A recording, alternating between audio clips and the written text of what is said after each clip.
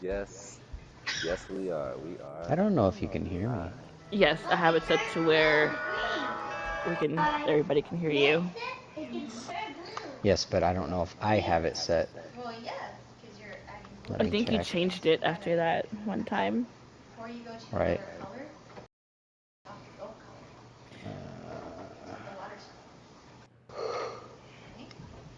Put it. Yada yada. No, no, no. It didn't have blue. It had red. And I washed it off. It just come off. And inside of the green it turned blue. Yeah. I don't see where I see this setting. Go to the settings and then I think you go to audio because you Group changed it settings or the before. main PlayStation settings? Yeah, I just don't The main remember. PlayStation settings. Oh, So go no. here, go to sound.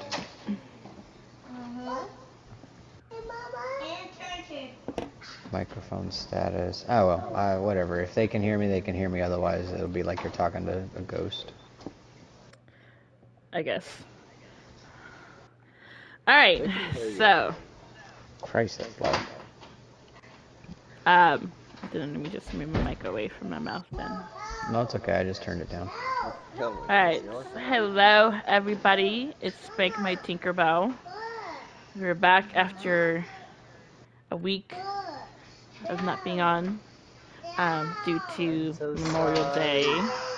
So,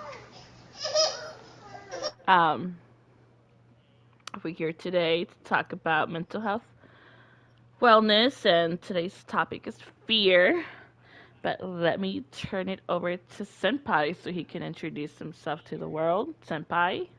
Well, as y'all already know from the last one, and I do apologize for not being there, it is Senpai Husk. You already know how I do, so let's get into it and back to you. Perfect. So, I hope your guys' weekend and week was good to you. If not, I am truly sorry. First things first, this is not by any means, any way, shape, or form a professional. We're not professional therapists, psychologists. No, we are not. We are just two people, two gamers that have common ground in terms of mental wellness and mental health. And we're here just to talk about stuff that needs to be talked about and different subjects about mental wellness and mental health and different topics every Monday between 7:30 or 8 p.m. Eastern Standard Time every Monday. Um, but again, if you're tuning in, this is just us talking, giving our opinions, and just telling the world, the gamer community, that it's okay to have mental health problems. But however, if you're going through a rough time and you need someone to talk to, please don't hesitate to comment on my video or PM me, sorry, on PSN, Spank My Tinkerbell, or Senpai Husk. We'll get back to you as soon as we can. Or if, feeling worse than that, then I would highly recommend seeking professional help, seeing a professional counselor, licensed therapist, psychiatrist, whatever you need. You know, you will not be scrutinized for it. If anything, we encourage you to seek a licensed therapist or counselor. All right. With that being said, today our topic is fear. All right. You ready? Ready, senpai? We're Oh gonna talk about yeah. fear. Not really, but okay. Yeah, I'm not ready either. But Mm. now, here we go. First question, senpai. Ooh, I'm ready. And Cerberus. Cerberus is in here too, but I think he muted himself because his baby is crying. No, you guys are all just talking amongst yourselves, so I just figured I'd just be quiet. I No, mean, you're in sir. here too. You're a part of this. Do not unmute yourself, sir. I see that. Unmute yourself, sir. Sir, I'm gonna need you to come back. Thank you. Sir. Thank Well, you. everyone gets these elaborate introductions and everything, so it's like I'll just be quiet Well, you know what? and You know wait. what? That changes today. That changes today. Okay. Let's give our man Cerberus like the welcome he deserves. Okay. So Yes, like, Cerberus. please introduce yourself. Yes. I encourage this now. Like this starts today. Like every Monday, all three of us are going to introduce ourselves. So please I, have the floor, that's sir. not what I wanted. That's Too not late. what You I got it now. wanted. Oh. Yeah, it's happening. Hello, I am the Cerberus, and I'm here just to listen and participate. And I'm Tink's best friend in real life. There we go. Yeah. Major facts. I have confirmation of that. Thank you, All right. Cerberus. Thank you. You know, work on that intro. We gotta do something more snazzy for you. You're gonna get But, better. You're gonna get practice. yes. First question for both of you. This is how we're gonna start off. Our topic is fear. Now, first question: what does fear mean to you? Well, I guess fear for me means that you are truly in a state that you are scared beyond anything else. It's not something that will easily go away. That's what fear is to me. It's something that doesn't Yeah, go speak away. up a little bit. This obviously scares the crap out of you. And it's always there. Right. Okay.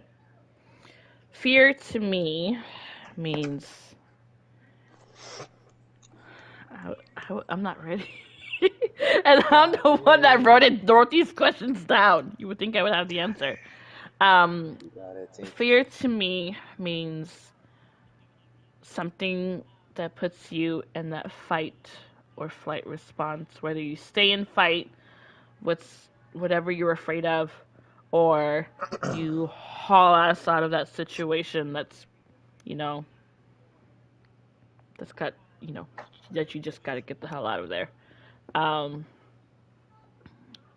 it's a state of mind where your body absolutely freezes, or and then you run away, or you just stay and decide to face that fear head on, and you just face it and try to get over it. Cerberus, what about Sound you, like a bud? scary movie. Right? Honestly, I was going to say pretty much the same thing. It is. It's a evolutionary fight or flight response. It's just a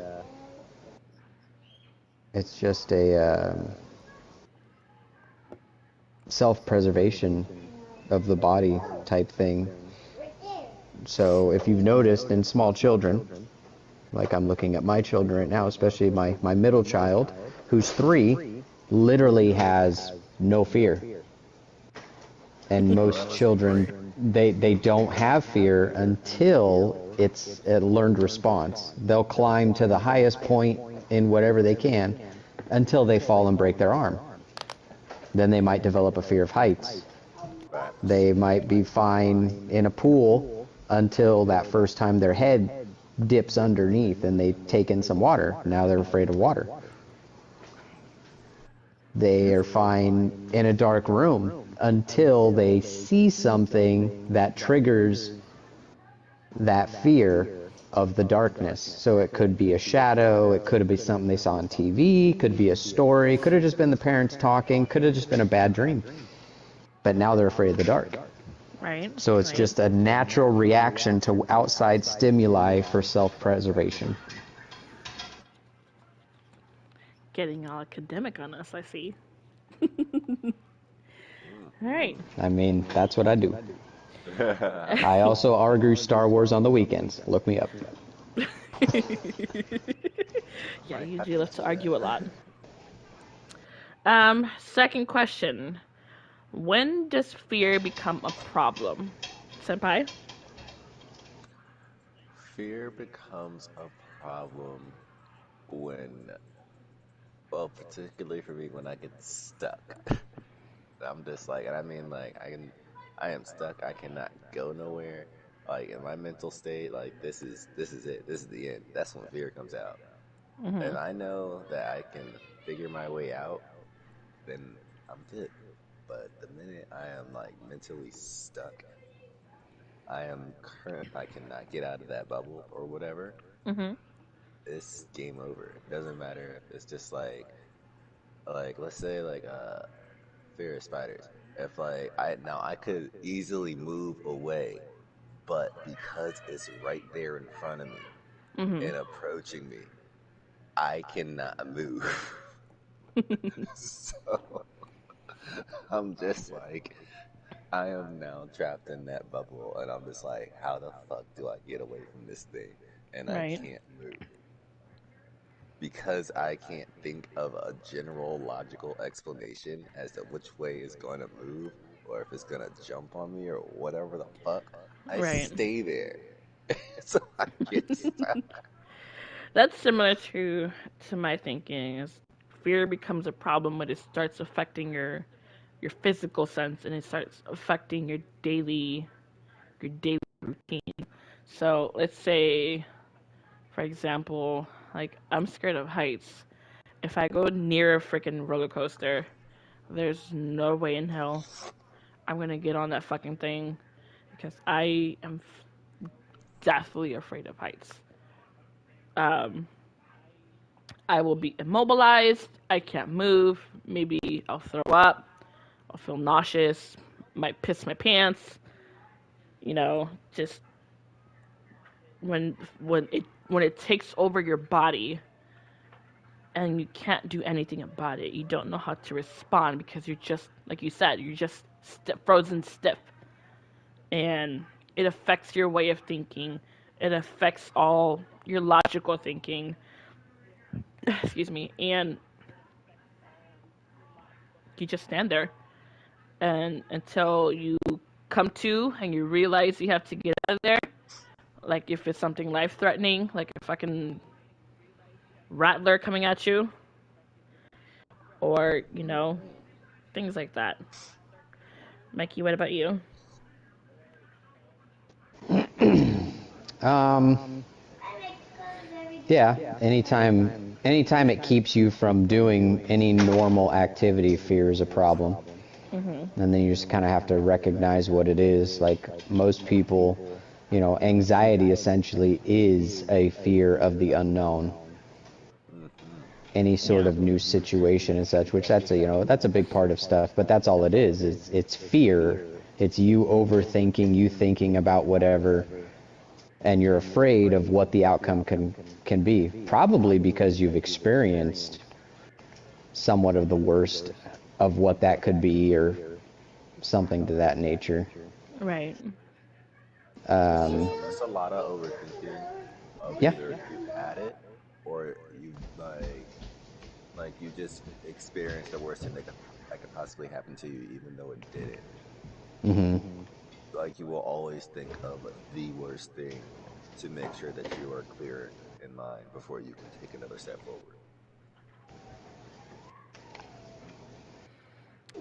Alrighty then. Senpai, Hello. I've asked two questions. Now it's your turn to ask a question. So now I shall ask mine. I want to know, well, we kind of answered it already, but the question was, what fear brings anxiety? Or I should have asked why fear brings anxiety. Why fear brings anxiety? Hmm.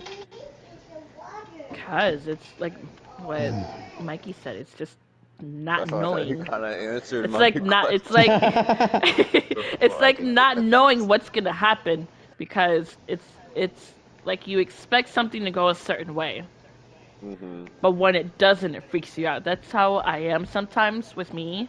Like I expect, um, for example, next May my husband retires from the United States Navy, and he's gonna have his retirement ceremony. And my biggest fear is his side of the family not showing up, or I know. something Stop. random out of the blue that I have no control Daddy, over. look. That throws me Me. off. Then I become fearful, and I start worrying, and then I start getting anxious. Then I start Daddy. overthinking and overanalyzing, and then I just put myself into In a like a little downward situation. spiral. Yeah, I put myself in a mental situation where I will more than likely have some sort of panic or anxiety attack. And then and then it just goes down from there. But it's that's why people like things to go as planned, because they know when everything goes as planned, there's no fear, there's no anxiety, there's no over analyzing, there's no overthinking. It's done, done, done, done, done. And then the end result is everybody's happy. What happened happened according to plan. Nothing messed it up. We can smooth sailing from there. Very true. So my next question was, when depressed, why do we shrink back into fear? What do you mean shrink back? So, like I've had this question locked away for a long time because for me, like I, when I get depressed sometimes or most of the time, I'll think about the worst things in Mhm. like the worst way, and then it's just like I tend to get stuck there, and I can't get out of like being stuck in that fear of what could possibly happen to me or what could possibly happen to me down the line. But it's just like when I started to get extremely sad or extremely moody, I would think about things like that, and I'm like, I wasn't thinking about that, and then I started to. Right. It's like a I domino was fine. effect. Yeah, it's just like Like I I was was fine fine, and until then I someone wasn't. said something, and then or something popped in your head, or a certain smell reminded you of something that happened to you in the past. Things like that. Is that This what you mean? probably was. This probably wasn't a domino. It probably was because I was trying to figure out like why does this keep happening every time? I Right. can't couldn't figure that out for the life of me. Right. No, for me, um, one of my fears is my son's biological sperm donor just suddenly waltzes into pictures and demands to see his son. That's one of my greatest fears. And I don't know what will Hey, happen Daddy. because it's been like 12 years you know Daddy, since you he left, look. because Hey, sperm Daddy. donor left when I told him I was pregnant. And so my greatest fear is that motherfucker coming up surprising me like, hey, I'm here now, where's my son? You know what I mean? Yeah, And like my fear is like, shit, yeah. it's like, where were you then? Why all of a sudden, why Facts. are you here now? And it just Like delves was back yeah, into the things fear don't of add up. it. Not only that, but when background story, uh, Cerberus knows this story, but back when I was pregnant with my son in the first trimester of my pregnancy, um, I was in such a depressive state, like it was incredibly bad because one, he wasn't in the picture, two, I was 19 and didn't have a job, three, everybody expected me to be, because I was the firstborn, everybody expected me to do something great other than get knocked up. You know what I mean? But I mean, what Hmm. happened happened, and lesson learned. But it's just, it put me in such a bad mental state. And trigger warning for everybody out there. So, trigger warning. So if we need to leave because it's about to get heavy here, I'm giving you 5 seconds to go.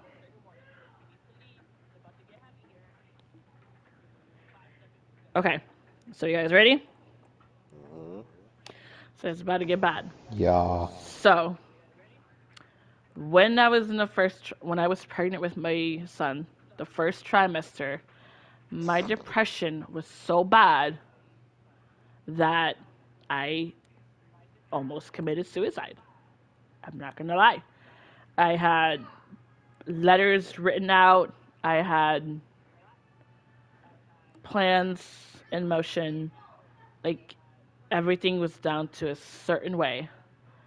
That's how dark I got because of what the sperm donor did to me and how he left. And when, especially after I told him that I was pregnant with his baby, because he was the only person I've been with. So it just put me, I don't, if that asshole comes back in the picture for some miraculous like, it's got to be some sort of miracle for him to track me down in order to see his my son. That's gonna put I fear that it's gonna put me back into that dark depressive state where I may not be able to come out of it, you know? Mm-hmm. I know exactly what you're talking about too. Yeah. So that's one of my fears. That's one of my greatest fears. And I'm sure other single moms, single dads can relate to it as well. Um, but it was just really rough. It was really dark times. But I don't know how. I managed to fucking overcome it and get the help that I needed and got health insurance through the state and took care of my baby, had my baby, and now 12 years later, he's still my little Still out there spider kicking butt. monkey. Yeah, he's my little spider monkey. I mean, not so. I mean, he's little, but he will always be my baby spider monkey. 100%. Yeah. Cerberus, Yes. your turn. What was the question? When depressed, why does one shrink back into fear? Mm. Honestly, I've never really experienced that. That's fair. Uh, not I've been depressed, but I've never like gone into fear like full blown. Like I might get anxious over things, which form of fear. But for the most part, it's it's the brain is trying to focus on different stuff, I guess, because you're depressed. Mm-hmm. If something is making you sad, what is not going to make you sad? Well, worry about something, get angry, do whatever. So what I've seen a lot of times when depression hits is another emotion will take over, and it might be the body's or the brain's way of trying to get itself, like jumpstart it in a way, get itself out of that mentality. Because what do you do when you're depressed? You shut down. You don't care. Yeah. You don't. The depression is almost the absence of feeling. So you don't generally feel super sad when you're depressed. You don't feel angry. You don't feel whatever because you're already there. You're depressed. You've already been past that. So when you start feeling things, it's usually the brain's way of trying to jumpstart you and get you out of that, once again, back to a self-preservation. Because what happens with depression when you don't feel things anymore? Well, you just don't care. So when you don't care, then you just give up. Interesting. That's the way I view it, at least. I don't know. Oh, I like your input. Yeah. All right, which brings us to my next question. Mm-hmm. What do you think will happen when you finally face your fears? When I finally face my fears, I feel like I will be accomplished and I won't have to be scared anymore of things. When that happens, but until it does, hear me out. I'm supposed to just be over here chilling with my fears over there on the opposite side of the world. Mm. I will feel accomplished though when I get over them. Until then, I'm gonna just be here vibing. I think for me, when you finally face your fear or fears, you feel like if it's a small thing, you'll be like, oh, okay, that wasn't as bad as I thought it was gonna be, as opposed to something enormous like that makes you, just holy shit.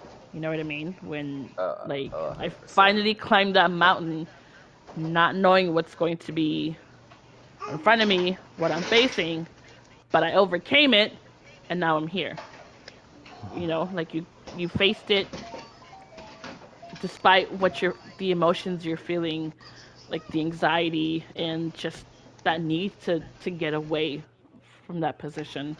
But when you finally face your fears, you feel accomplished. You feel like, okay, this wasn't so bad. I think if I do this more often, I won't be as afraid, if that makes sense. 100%. Like for me, one of my fears is heights. So it's just like every time I experience a different height, I'd be like, wow, I guess what I had learned from last time is that this isn't as bad because I'm up higher than I was and I feel fine. Right, Like it's you start realizing how little your problem was right. once you get on a level. Yeah, because But your brain just make your thought because you're overthinking about it and you somehow blow it out of proportion. And then when you I really finally do did. it, and then when you finally do it and you get over, you're just like, huh, this wasn't as bad as I was making it out to be. 100%. Service, what's your input? On what? For question. Sorry. What do you think will happen when you finally face your fears? Is the question. Mm.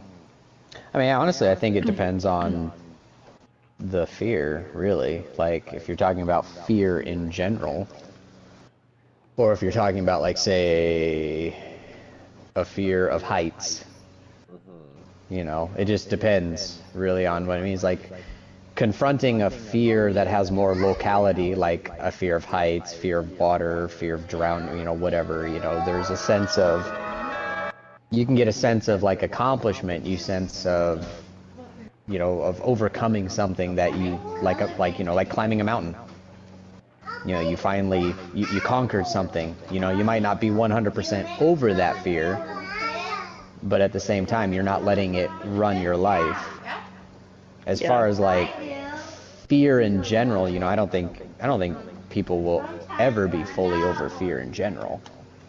Like I said, it's a self-preservation. We need it.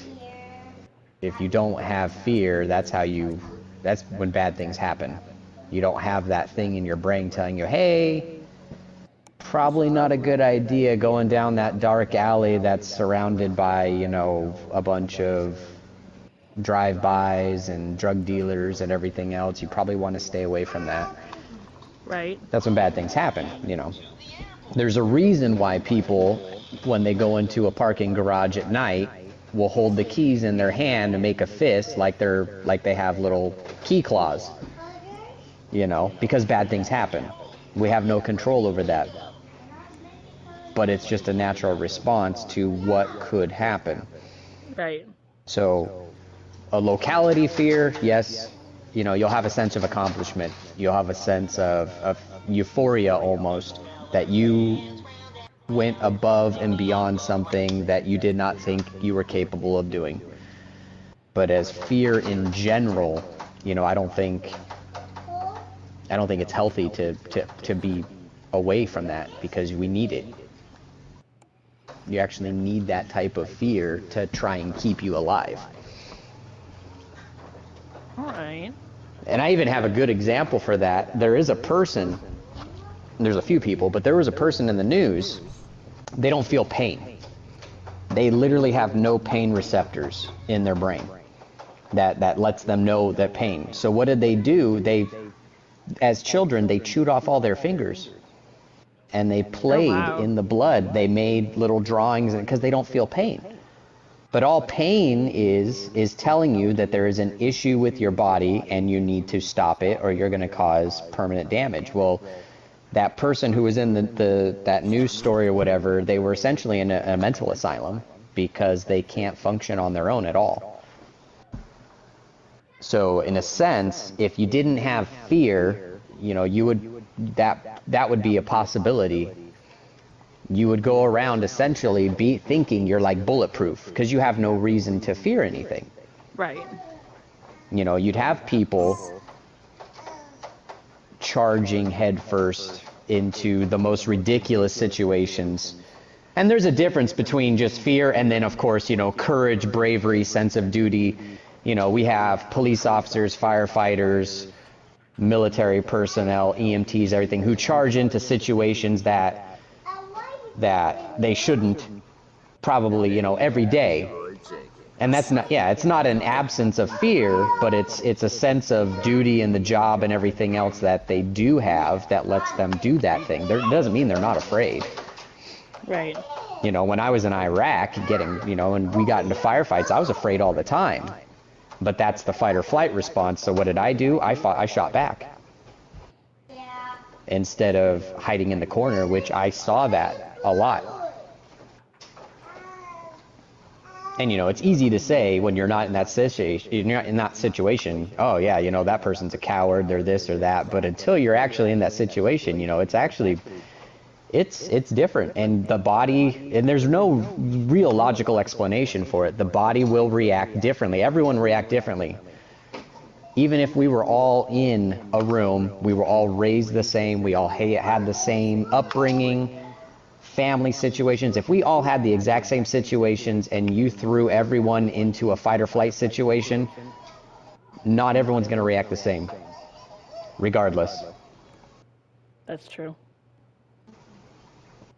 That's very true. Daddy, do you know other students? Yeah. Which brings me, you pretty much answered my next question, which was how does I'm fear... sorry. It's okay. No, it's okay. It's okay. The next question was You going know to me, be... I'm very logical when it comes to this Oh stuff. yeah, So you are. I You are. kinda, You definitely are. I go into which is fine. tangents. The next question was going to be how does fear affect a person's behavior? I'm going to be like Bill Clinton and just say I'll refer to my former statement. Oh my God. Oh, jeez. Wait, wait. Oh my Deep breath. Wait.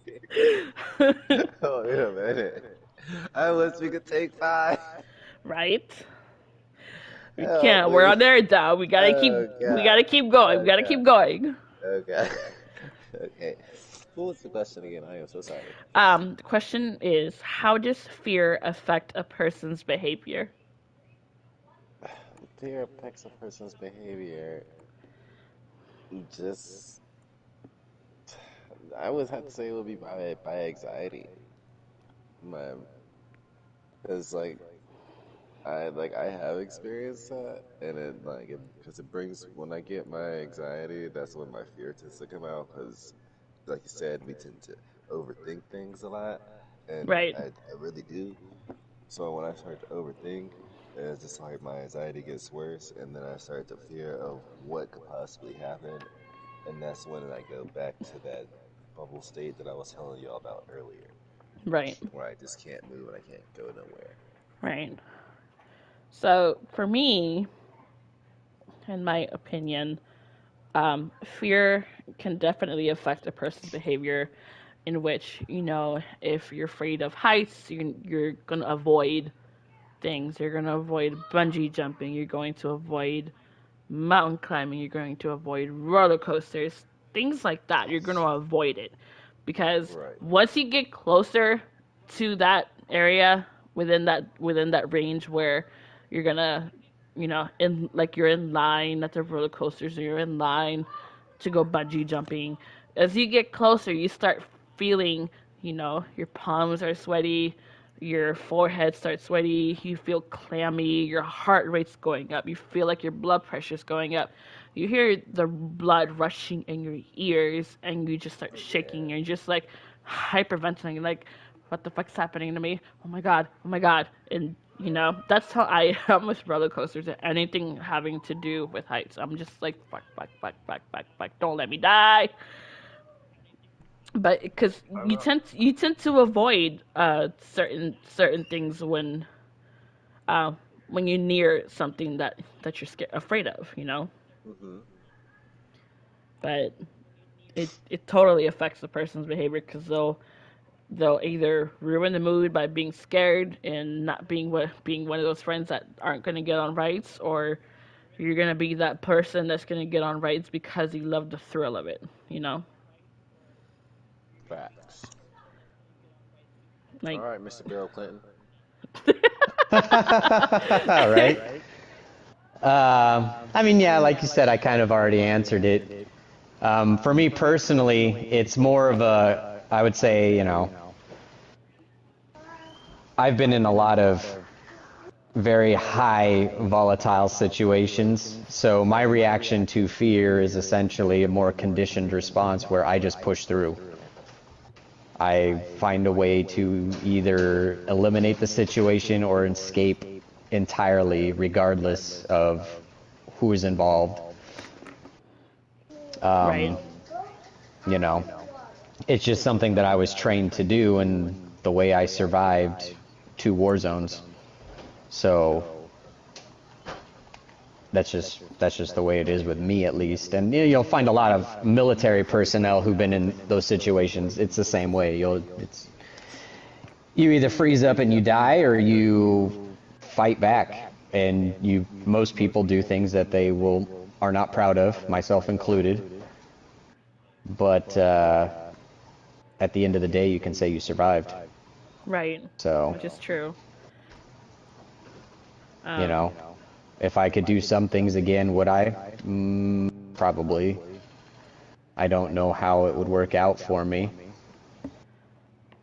but there's a few things that I wish I had not done, but I lived, so I guess I can't complain too much. right, but at what cost, though? Well, that's where PTSD kicks in. Yep. Senpai, do you have another question you want to ask? I do. When was the last time you came face to face with your fears, and how did you cope? I can't hear you. Gotta speak up. When was the last time you came face to face with your fears, and how did you cope? Hmm. What you think about that one? I didn't Um. hear that at all. Sorry, my wife was talking.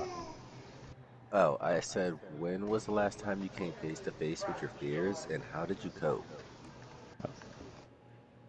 Gotcha. I'm gonna let you answer that one first, Mikey, because I have to think about this one. Last time I came face to face with my fears? Mm-hmm. I would say, well, more like an anxiety type fear. It was recently when That counts too.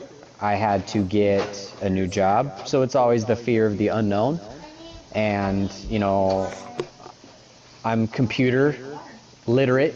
I have a bachelor's degree in computers and stuff. I've done stuff with computers. I work with Aria's husband in the military. But I've been out of the game since like 2007. So my confidence level when it came to a lot of things like computer-wise, is not very high. So yeah, getting a new job, Mm-hmm. it always, that puts you on a heightened level of everything. So I just went for it. Like I said, my deal is I just pushed through, damn the consequences, because I hated the job that I was in, and wound up getting a job that I love that's dang near almost double the money, and you know, Yeah. so it worked out. But it also could have gone the exact opposite way, but the worst of it was I would be stuck in a job that I hate. Right. So, you know, Take the plunge, and sort of now thing. basically, yeah, and that's kind of what it is. On a more like, you know, like a general fear, most people, you know, they have a fear of death or a fear of the pain of death. And like I said, I shot back, so that's how I handled that situation. I Right. shot until the other side stopped. And so, yeah, I walked away. They didn't. Right. Well, I'm glad you did. I'm glad you're here. Oh, thank you. Me too. I think my Facts. kids are too. Otherwise, we wouldn't be best friends, you know? Well, I yeah, I wouldn't mean, have I'd be got to dead, know you, so I'm glad that you're here too. so, right? Would All you right. like to wage in? Are you ready, Arya? Or Tink, sorry. That's right. Arya, Tink, whatever. Um,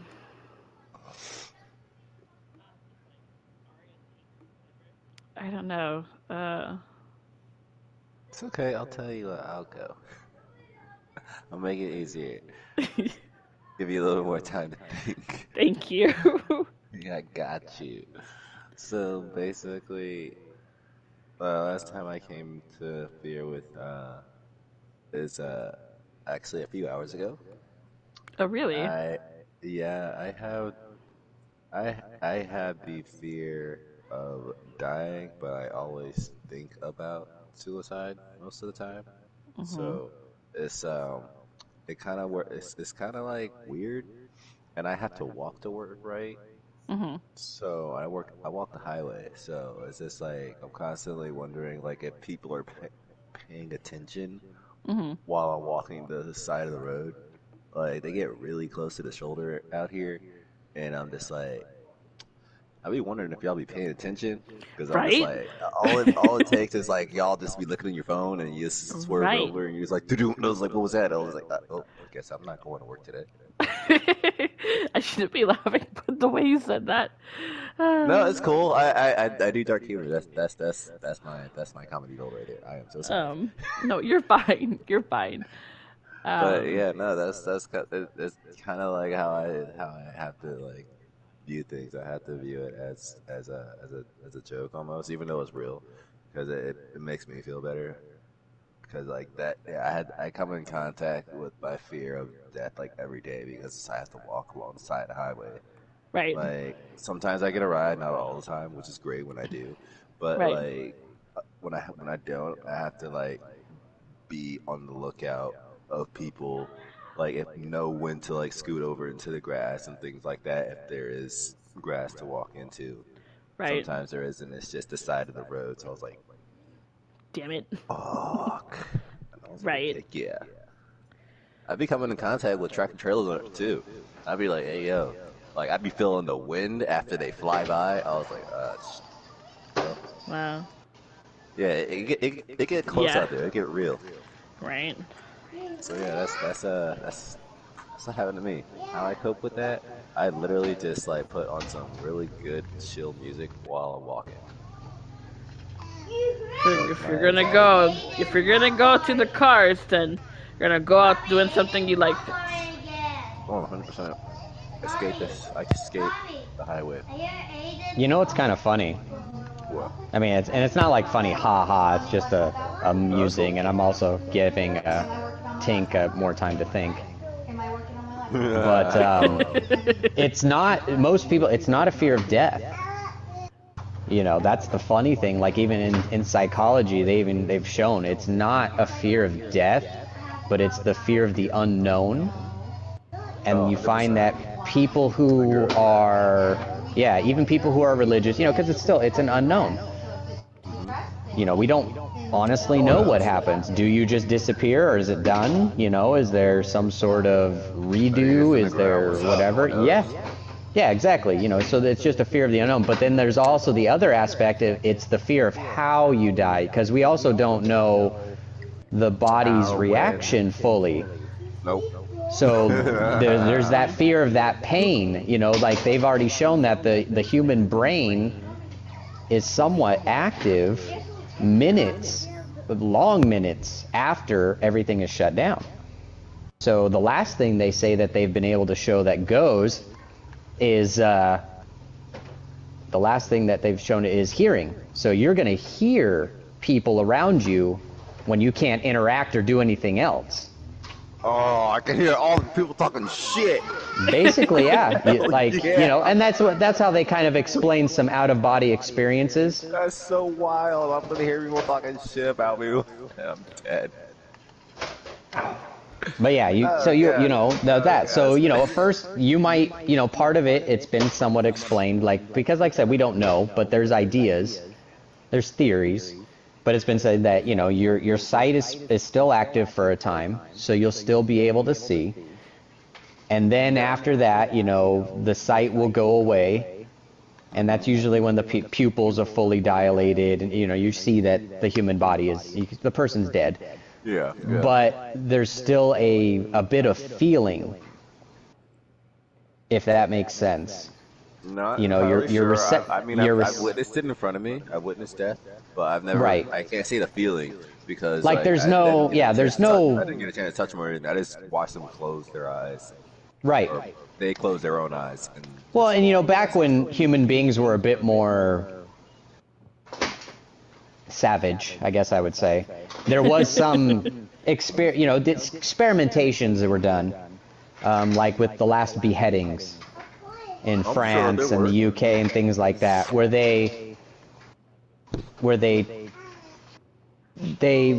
after they beheaded a person, they would yell, you know, run, do this, do that, and the body would take off like a chicken would, you know. And on top of that, the head would still react to stimuli. You could talk to it, and it would react to the person talking. So the eyes would move to whoever was, like, you would say their name, like, hey, you know, John. And the eyes would move to the person talking and react to its name. That's The mouth creepy. being open, like for a beheading, is generally because the brain is trying to get oxygen. Right. But it can't, obviously. There's no lungs, there's no way for any of that to happen.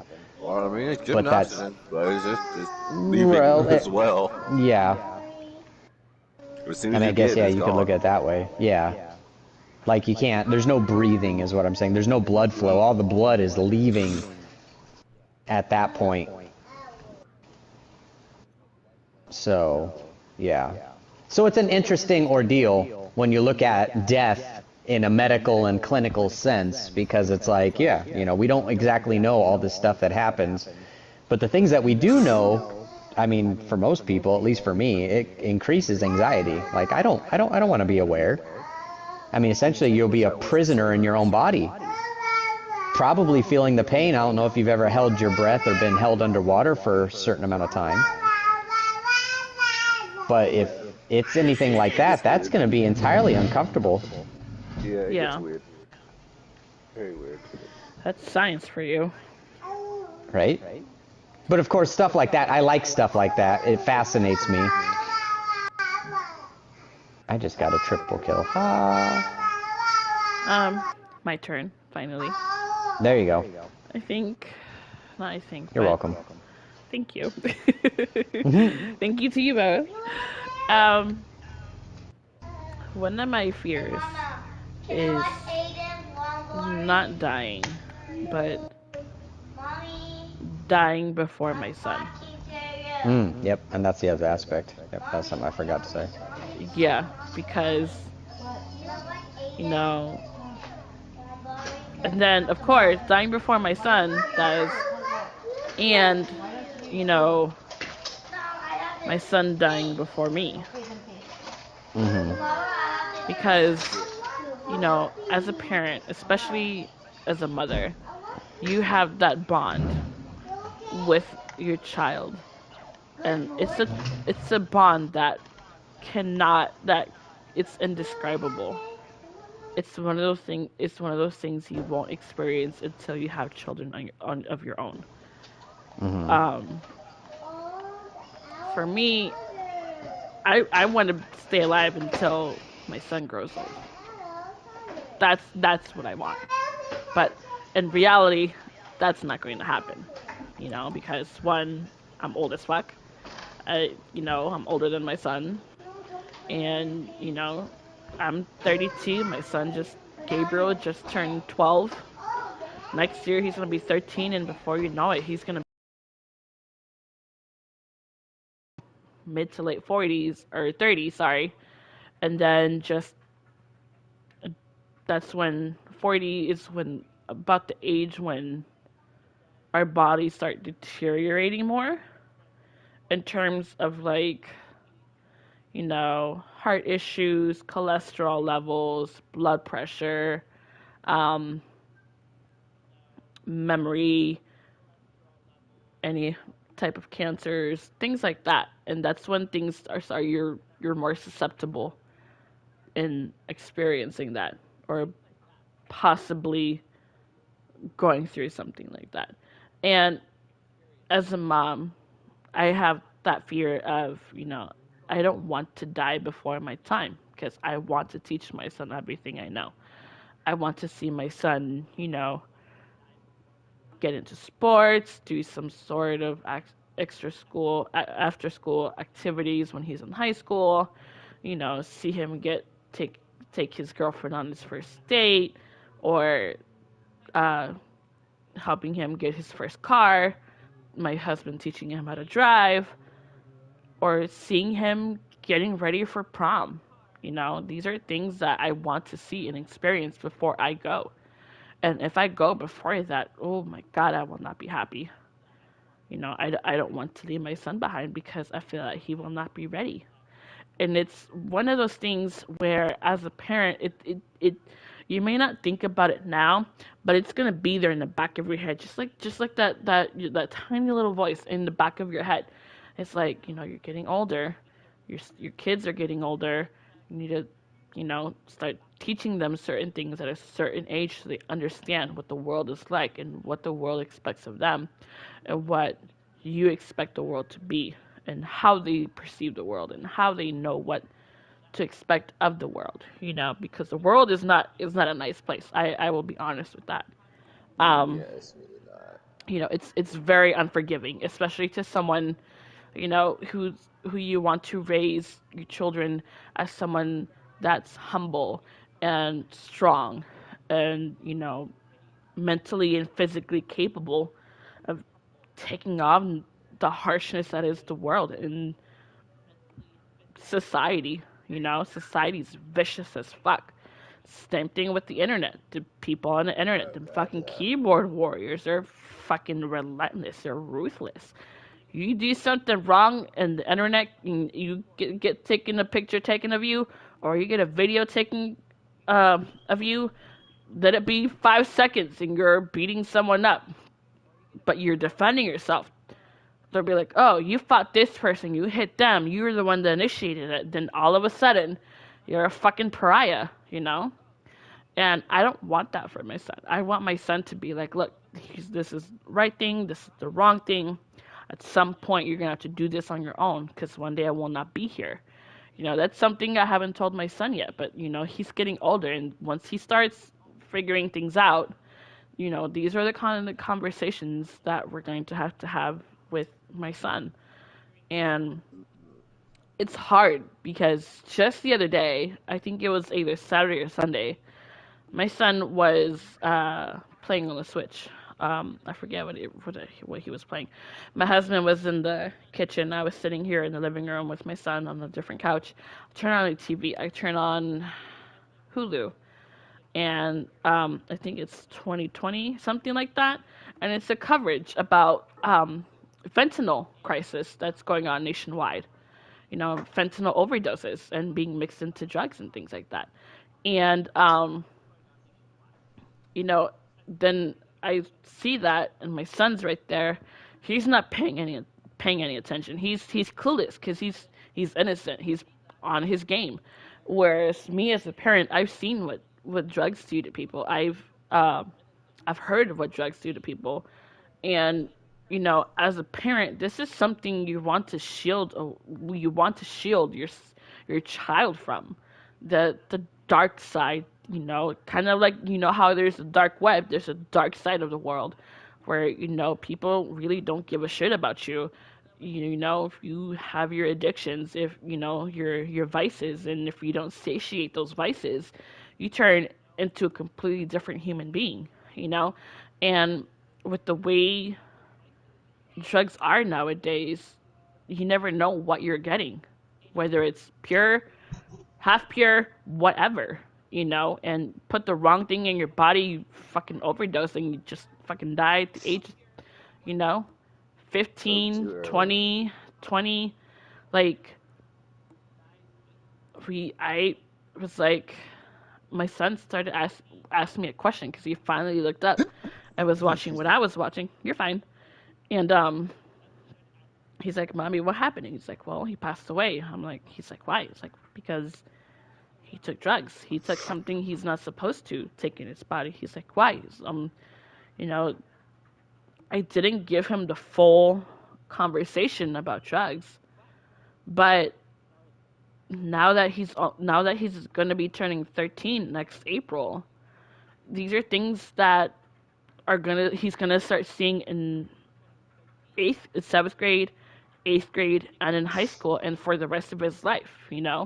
And as a parent, you want to teach your child, to steer clear of these things because, as an adult, you know what it does to your body. You know what it does to you mentally. You know what it does to you financially, and how it affects your relationships with other people, and how it changes how you perceive the world. And it's ugly, and it's sad. And as a parent, you want to shield your child from the harshness reality of the world. And I just I won't say I broke down, but it was just like, I'm can't believe I'm somewhat having this conversation with my son, but Huh? right. And so it's like, he's at the age where he's gonna start asking questions about certain things, and we're gonna have to have that talk is about certain subjects. Are We're getting close to that, um, you know, and you want your child to know everything. You want to be able to teach your child the dangers of the world, the dangers of society, the dangers of being too trusting, and being innocent. Unfortunately, it doesn't last long, you know, until you witness something and it changes your perspective on certain things. And you're just like, fuck, did I fuck up as a parent? Did I fail my child? Did I not give him enough details? Did I not say the right thing? I should have said this. I should have done that. I should have mentioned this. But there's always that what, shoulda, coulda, woulda.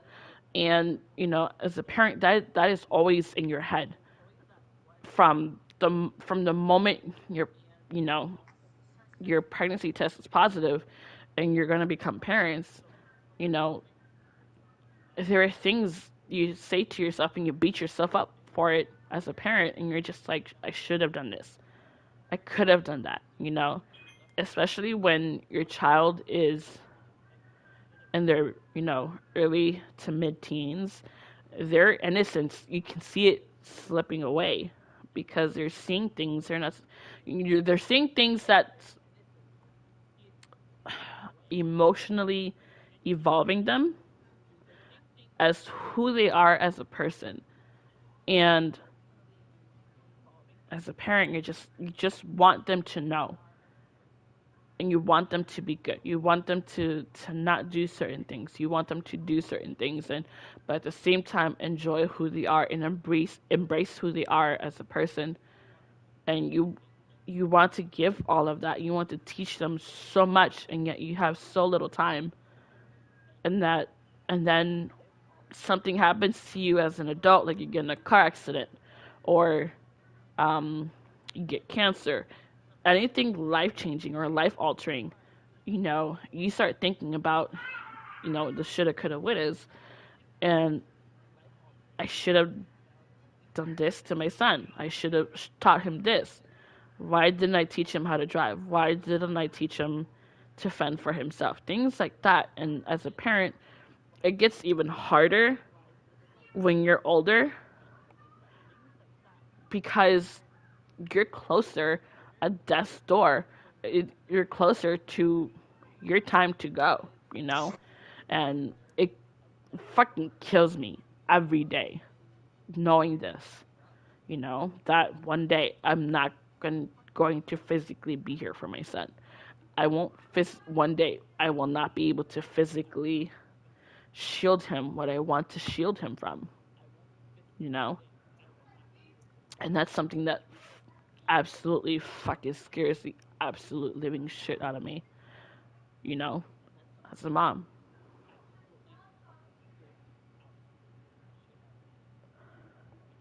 Whew. So there's that. That's You that's got that's you got through it. You got Yes, I through did. it. Yes, I did. But that's one of my top fears is me dying before my son or my son dying before me. Well, hopefully, if that doesn't happen anytime soon, and I'm pretty Fingers sure it crossed. won't. You never know. You can't say it won't You because you never never know. But know. I'm gonna stay positive though. That's true. Yeah. You never know, but you can still stay positive, and that's what makes things better. Right. Enjoying the time you have now. Was that good, Facts. Mikey? That was good. All right. Everybody good to move on to the next question? Sure. Yes. All right. Yes. Does it feel unnatural to do things that scare you? No, it Why? doesn't actually. Why it doesn't feel unnatural? Because I, I know that I have the fear, but I Mhm. also want to overcome the fear. So Mhm. it's only natural for me to say no because I want to overcome said fear one day. Like I Right. know it's there, so I want to overcome it so I can just live my life abroad. And Right. this is like even though like I know that I don't want to be like looked at as invincible. I can go out and do this and I won't be harmed. But like more along the lines of I know of whatever fear I have can't hurt me no more. So Right. like I can just go out there and live my freaking life without having to worry about said fear. Right. That So makes yeah, sense. this is no for me. Okay. I think for me, um, it doesn't feel unnatural to do things that scare you because one, you know, fear is meant to be, being scared and fear is meant is it's hardwired into us as humans. Um, it's like what Mikey said, what Cerberus said. It's it saves us. It keeps us alive. Um, being scared, being afraid, and trying to put the best, trying to put this in the best way possible. Um, doing things that scare you. It's sometimes exhilarating because you're doing something that normally you would never do, or saying something you never thought you were going to say. Like right now, I perfect example. I'm not when we do our sessions here. I Hmm? You can tell I'm nervous and anxious as fuck. I don't like talking to a group of people like face to face. But if it were like in this setting, I'm good. I mean, I'll stumble because I'm just like not knowing what to say next, but it's doing something that scares you, you overcome it, feels great. You feel like you can overcome anything. And it's natural to feel that way because you never know what's going to happen until you do it. Like as a man, popping the question to your girlfriend whether or not you want to marry her, you know, your your rejection, you won't know if she's gonna say yes or no, or if she's ready for that level of commitment, um, until you ask her to marry you. Same thing with jobs. You know, you ask for a raise because you bring more to the table than XYZ. You ask for that raise because what's the worst that can happen? Say no. You know, you won't know until you do it. So I feel like it's natural to do things that scare you because without being scared, you won't have that. What's the word?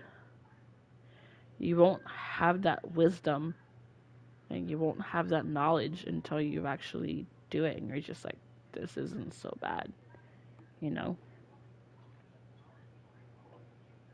Cerberus, you're quiet. What say you? I'm just listening. It's your turn though. Um, I mean, yeah, obviously, I don't think that it's, like I said, I think we need fear. You need a healthy level of fear, obviously, Yeah. to keep you going for whatever and through whatever situation. But yeah, it's a balance. It's a fine line between healthy level of fear and unhealthy, what's going to create issues. Right. So you just have to find that balance. And it's easier said than done. I mean, we can sit here and give each other tips and tell each other all this stuff, but yeah, is it really easy to do? Mhm. No. It's easy to say that there's no reason to be afraid, or you just go out to that ledge and look down at that 150-foot drop. Right. It's so much Yeah, no. easier to Hell say no. that. Even Hell no. I would say, even if you're afraid of heights, it's easier to say that to someone else than it is to do it. I mean, it's so much easier to give advice than it is Then to to take live your by own it. of yeah. Yeah.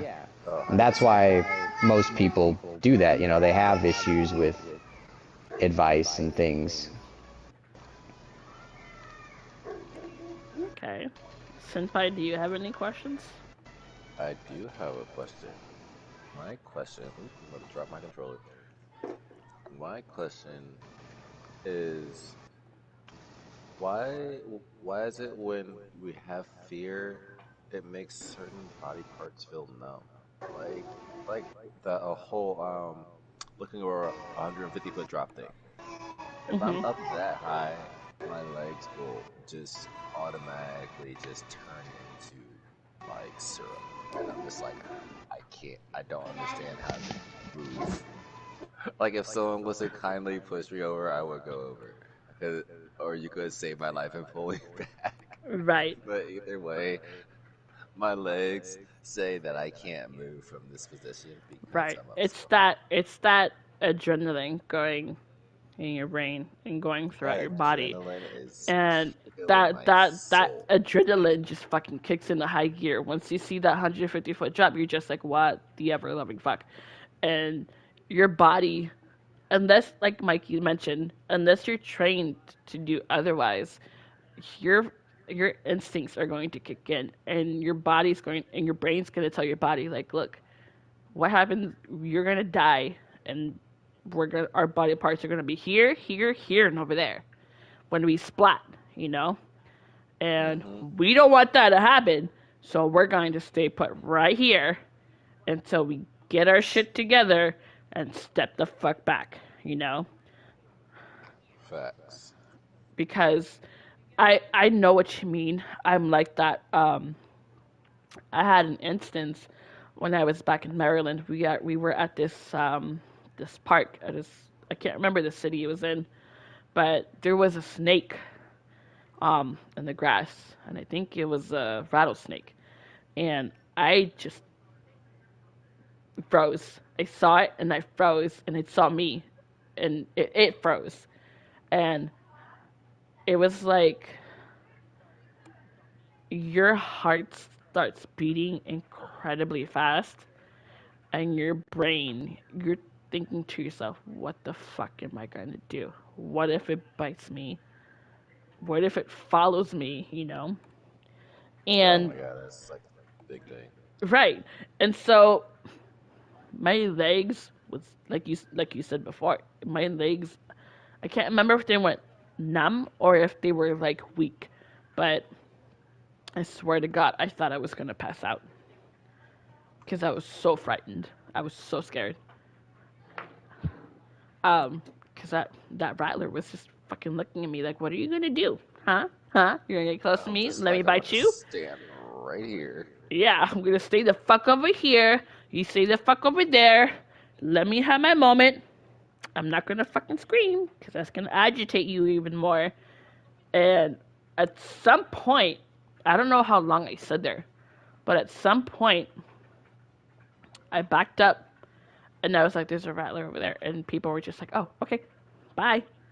And I was like, like its eyes was fixated on me, and that was backing up very slowly because there were other people to the side and other people to my right and my left side. Oh no, it wasn't focused on them, it was focused on me.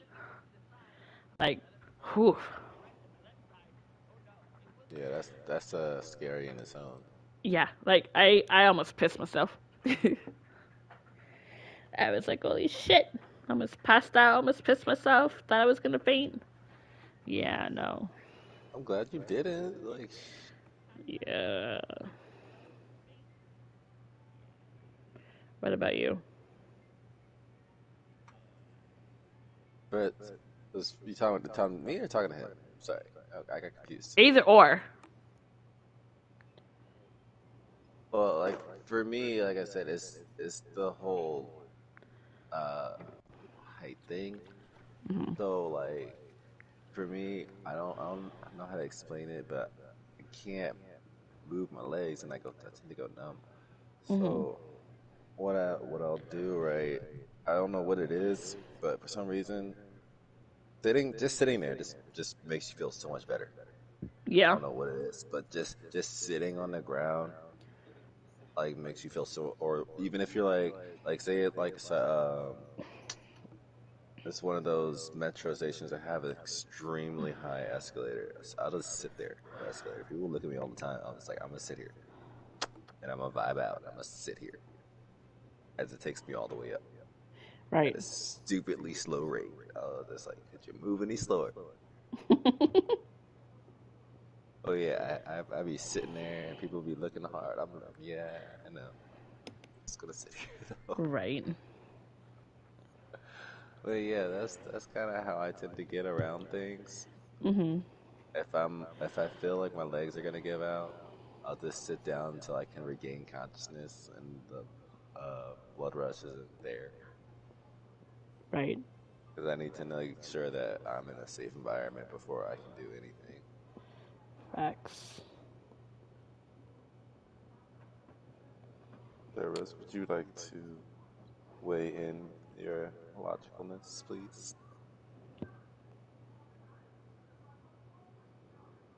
All right. Good talk. Damn! He thought I was Service, like you just left ignored me you, there. You right? just left me there. My guy, where are you? Might be dealing with the baby. True. All right. Um, just gonna Yeah, ask give me if one he has. second, guys, and I'll be there. Give me 1 second. Oh, Okay. you're good. You're good. I, see, I had a feeling that's what it was. Yeah. Um. Dead silence. It's just um. like, where do we go from Okay, here? I'm back. Oh, What was damn. the question? Sorry. Okay, okay. So the question was, why is it when you have fear, when your fear comes out, what why does your body why certain body parts go numb? Like you'll be able to move other body parts, but certain body parts may it be your legs, maybe your arms, your hands, whatever. But certain body parts will just deaden when your fear tends to come out.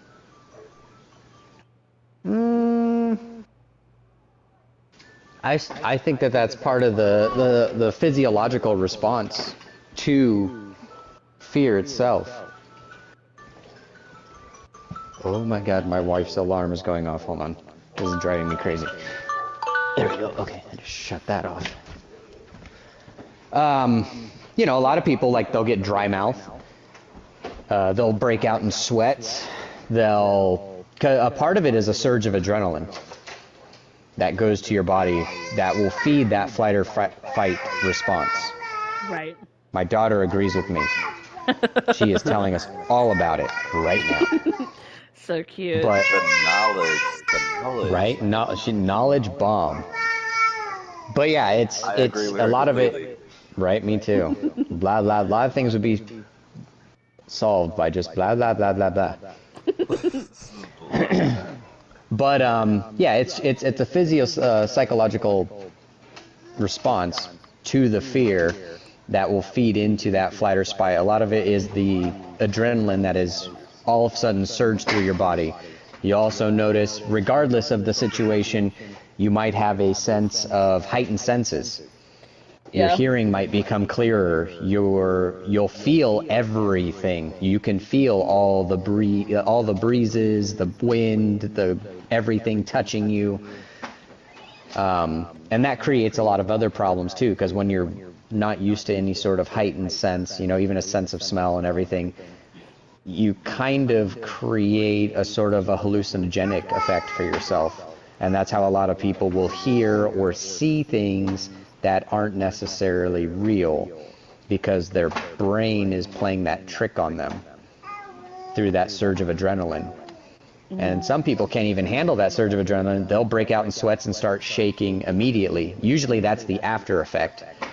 If you've ever been in some sort of major incident and you get that adrenaline and then you get basically, the adrenaline dump afterwards, you can feel sick, nauseous, you'll get shaky, most people will just sit because they can't stand anymore. They lose feeling in their legs. They almost pass out. Some people do pass out. You break out in cold sweats. It's a normal thing because you're not used to having that amount of adrenaline pump through your body for whatever situation. And it's usually instantaneous, it's not just a slow buildup of adrenaline. It's bam, all of a sudden now you are the Incredible Hulk. I was wondering. I thought I was sick for a minute. I was just like, why Yep. am I like this? I never felt this before. And next thing I know, I'm just like, I'm gonna just sit right here, regain consciousness. Right. Yep. And that's, like I said, it's a normal thing coming down from that. And it's funny because, people who like to use different types of drugs and things, they simulate that experience, but the coming down is almost the same. So you simulate the same experience. Like a lot of the drugs that people get, your body can actually produce the feeling of itself the same way, Yeah. if that makes sense. To me, it does. 100%. I agree. To the baby, not so much, maybe. I don't know. She's arguing. She's ready for battle. Right. All right. Bring it on. My next question: have you avoided jobs, people, places, situations, conversations, or experiences out of a fear of something? What was it, and what was the fear? Yeah, like all the time. It's just avoiding people in general is my thing. Hear me out. I don't blame you. Hear me out. Like, I'm a very friendly person, but like, I still don't. Like I like my bubble. I'm not a. I can get very quiet when I'm out in the open and in the world. So I Mhm. tend to avoid people as much as I can. And 9 times out of 10, this looks like I'm gonna kill somebody, and I don't mean for it to look that way, but Resting it bitch works, and people face. leave me the fuck alone. Oh, 100%. I got a resting bitch face for days, and the shit just don't go away, and it's Right. just like, but it keeps people away. So I'll just be, yeah, I use that shit Right. every day. I'm sorry. My fear is just like having someone come up to me randomly and be like, "Hi, let's be friends. I'm gonna talk to you, and now I'm not gonna leave you alone." And now we're Right. just gonna all I'm just like, oh my god, space, space, space. Like back the fuck up. Right. Like that's all that is my fear. Just being out and all that. So yeah, I have used resting bitch space to overcome, compensate fear of world of said people. Yeah, I've avoided certain people, situations, and places, and occasionally experiences out of fear. Um, there's certain people, when I fall out with them, I will avoid them as best as I possibly can, because I don't want anything to do with the person that I fell out with, because they did something or said something and it wasn't okay to me, and just I'm the type of person, I will take a lot of shit from people, and Mikey can attest to this. I will take a lot of shit from people, and I'm a very patient person, but um, I am slowly learning to set my personal boundaries and setting boundaries for myself, so I don't get stepped on, so I'm not like a doormat, I'm not gonna, you know, listen to you, but you not listen to me. You know what I mean? If that makes sense. Right. And then there's certain situations I will avoid if um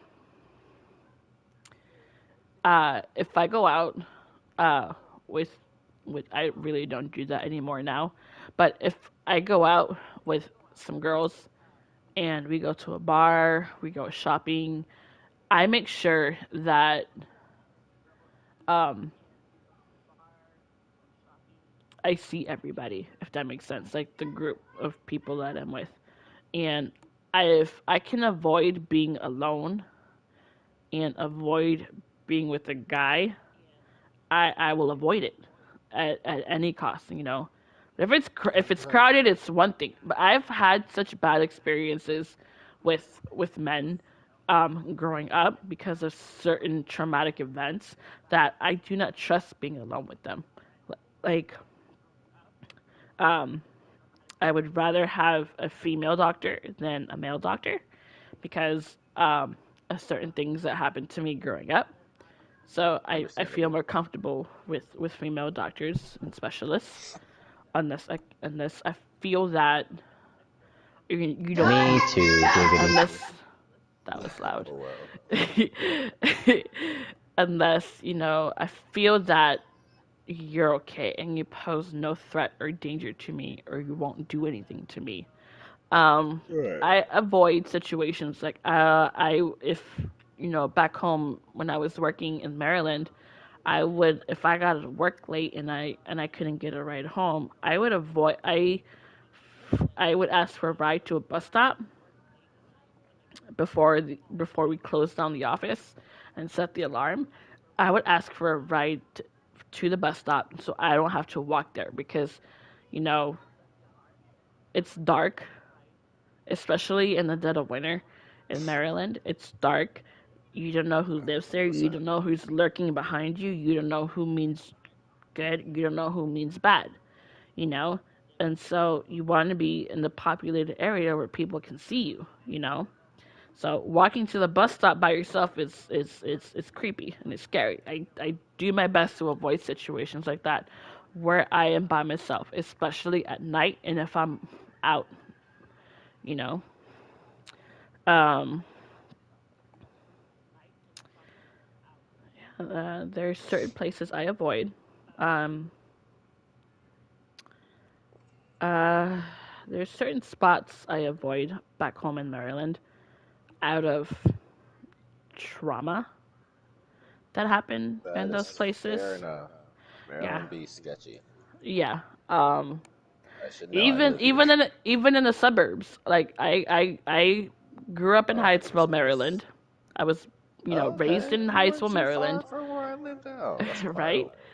And then I moved to Durwood, Maryland, when I was 15, 16, I think. And then it was completely different. Suburbs is different than the ghetto back in Hyattsville because it's just different. Um, but that still doesn't mean you're not gonna get mobbed or robbed or raped or anything like that. So you do your best to, Oh, especially at night, and especially for a woman. Like, I cannot stress this enough. If you're a woman and you're walking alone at night, either to a friend's house or to um or to your house, wherever it may be, whether you're going to the Metro Rail to go to DC or to certain parts of Northern Virginia, you avoid walking by yourself. If you walk by yourself to the metro areas, you need to have your keys, like Mikey's mentioned before, have your key in between your knuckles, in between your fingers by your knuckles. So if someone tries to fucking grab you, you scratch them up with the key. That was one of my fears when I was back in Maryland. Is that whenever I took the Metro Rail to go to certain parts of Maryland, certain parts of DC, certain parts of Northern Virginia. I made sure I went during the day, but even during the day, you never know what's going to for a woman than it is a guy. But then again, as a guy, you can be mobbed. You can fucking robbed at gunpoint, robbed at knife point, and it's scary. And so I tend to avoid it. If I can help avoiding any type of situations where it's gonna put me in danger, I will fucking do it. If I feel like if I feel like someone's following me, I'll grab a girl. If there's like a group of people, I will go up to them and I will link arms with them and I'll be like, hey, I won't be loud to where the person that's following me will hear me, but I'll be like, hey, someone's following me. Can I just go with you guys? And 9 out of 10, they'll be like, yeah, come on, let's go. We got you. oh, 100%. For real. And it's if I People can be help sketchy out avoiding, here. people are fucking sketchy. Period. Oh, 100%. I agree with that too. Like, until you prove otherwise, I will deem you a threat until you prove to me otherwise. Which is why at first when you meet me, I'm shy as fuck. I'm assessing you. I'm assessing the danger. I don't blame you. Huh.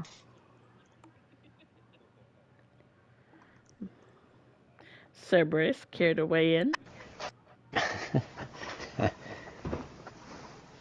Um, Hit us with your knowledge. I mean, I don't put myself in dangerous situations like on purpose anymore. Like before, it was a job; you didn't have a choice. There are things just because of things that I've experienced, just like you're saying, that I do. And it's funny because, like what you were describing, it's like stereotypical behavior. You know what I mean? And I do the same thing to an extent. Like, we go to a restaurant, I don't like my back facing the door. I like to know where all the exits are, wherever I go, every time. Well, you were in the military, we're in combat zone, so that's understandable. That's what I'm saying. So that, there's certain things that I'll do because of the things that I've experienced.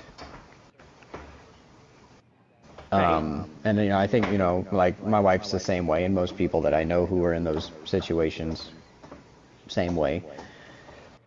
We can identify gunfire from fireworks or for whatever very easily, like a lot more easily than most people. Interesting. there are certain things that you can pick out where you're like, oh, shit. And, there are things that will take you back to unpleasant situations, and you try to avoid those. But at the same time, especially like with any PTSD type deal, you don't necessarily always know. It could just be just a smell. It could be a random memory. It could be, whatever. Like, perfect example, last night, like I was telling you, I told you, my freezer went out. And I haven't told my wife this yet, but she's about to hear it because she's sitting right next to me. She came in while I was clearing out we lost a lot of meat. There was a lot of blood, everything all in there. And, there's a distinctive smell when it comes to blood and things like that. So when she came into the garage, she was like, oh, I feel sick. It's gross. It smells bad. It's whatever. And I was like, oh, obviously I don't think you spend a lot of time around dead bodies, which isn't true. But, if you're in a war zone situation and you spend time with the deceased, there is a distinctive smell. And, things like that. So as I was cleaning it up, at first, I was fine. And then after she left, because she felt like she was going to get sick, I think what happened was I just started thinking about it. And it kind of took me back to some situations. And then I started to I had to basically give myself a moment, before I could continue cleaning up the freezer. Just little things like that. So, you never know exactly what it's going to be. And that's why we have safeguards. Like you were saying, you don't go into a dark room or alleyway or whatever, or anything, parking garage, without the keys or knowing, whatever, or even, wanting to go with someone. Yeah, there's something. So it's not always gonna be the same for everyone. Some of them, it could just be pretty dumb. You know what I mean? What may be dumb to one person may not be for the other. Well, no, that's what I meant. It could be that way. Like, like with me, anyone going in there and they're like, ugh, it smells like rotting meat and congealed blood and stuff. It can make people sick or whatever, but some other people, it can take you back to some pretty bad stuff. I don't know, you ever see the TV show Dexter? Yes. Yeah. Okay, so you know how Dexter, his mother, you guys have finished the show, right? Yeah. I don't want to give any spoilers, but okay, so Dexter's Spoiler mother alert was to murdered everybody. Right, Dexter's mother was murdered with a chainsaw, and there was a huge blood deal. So, although Dexter was a mass murderer himself, and he was also a blood specialist, like a blood spatter specialist, he couldn't handle the large amount of bloods of some crime scenes. He would literally shut down. He would freak out. Right. And the reason for that was because it would take him back to his childhood. Oh, damn it. I just shot my teammate. Oopsie. But it'd take him back to his childhood. It attacked him to that thing. And he didn't necessarily exactly even remember that is what would happen. So, it's gonna, things are gonna be different for everyone, obviously. Yeah. And you can't avoid everything, obviously. No. No. But if we can help it, you avoid it to the best you can fucking do. Right. So I don't know, that's just my deal. I don't have a fear of heights. I don't have a fear of water or things like that. So I don't avoid any stuff like that. I've been skydiving, I've been on fast vehicles, I've been all of that stuff.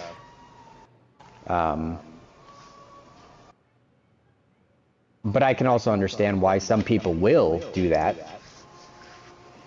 Yeah. Because of that response. It's a self-preservation thing.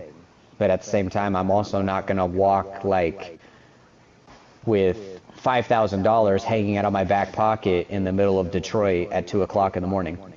Right. So. Okay. If that makes sense. Yeah. No, it absolutely does. Do you have any questions, Mikey? No. I didn't come prepared for questions. Oh Next no. Monday, you Oh, better be. no. Maybe. Depends on Senpai, the... do you have any questions? Unfortunately, I do not have any questions. All right, I got 3 Except, more. That's I'll fine. let you get your 3 See, questions You first. no, Christians you are ask fine. you Well, ask your question first. my question relates basically to just what we all learned from the end of everything. So I will let you get your 3 questions in. Okay. Let me just erase this so I don't get confused. Okay. Is there a difference between fear and being scared?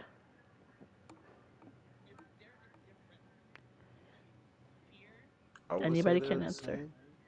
I want to say they're the same. I'm not entirely sure. Hear me out. Correct me Is if I'm there a wrong. difference between what now? Fear and Being being scared. scared and fear. I feel like they're one and the same almost. I don't know how to explain it. So for me, fear and being scared are 2 different things, in my opinion. Can't speak for everybody else.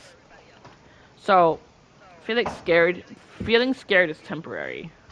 It's a temporary feeling, It's a fleeting response to being scared when someone jumps up behind you and goes boo, you know, or when you hear a loud popping noise and you jump.